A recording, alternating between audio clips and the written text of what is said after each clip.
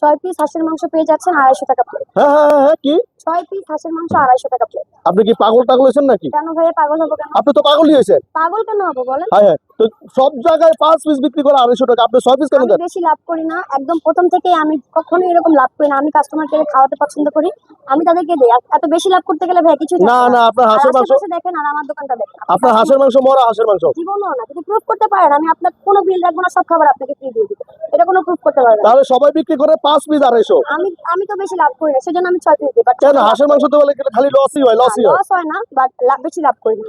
আসলে সীমিত লাভ করি। আপনি তাহলে কি মরা হাঁসের মাংস বিক্রি করেন না? কোনোদিনও না, এটা কোনোদিনও না। মরা হাঁস তো সবাই বিক্রি করে, কাতার মারা মানে রান্নার আগে তো মেরেই রান্না করতে হয়, এটা স্বাভাবিক। আচ্ছা দেখি আপনি 6 পিস কি কি মাংস দিচ্ছেন আমাদের একটু দেখান। মাংস থাকবে একটা, দুইটা, হ্যাঁ, আর পাতলা থাকবে একটা, এখানে লেগ পিস আছে একটা, আস্ত রসুন আছে একটা, গলা আছে একটা।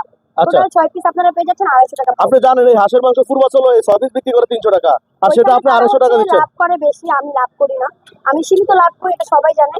তো এই জন্য আমি দামটা রেখেছি এবং কোয়ান্টিটি একটু বাড়িয়ে দেওয়ার চেষ্টা করি। আচ্ছা, কি কি খায়, কি দিয়ে খাবে এই হাঁসের মাংস? চালের রুটি দিয়ে খেতে পারবে, চাপটি, চিটা রুটি, রুমালি রুটি, মানে সব ধরনের পিঠা সব আছে। ধরনের পিঠা আছে। আপনার নাম কি আপু? আমার নাম মিম, দোকানের নাম শ্বশুর বাড়ি। ও আপনি মিম আপু? জি। হাই হাই, কয় কি রে।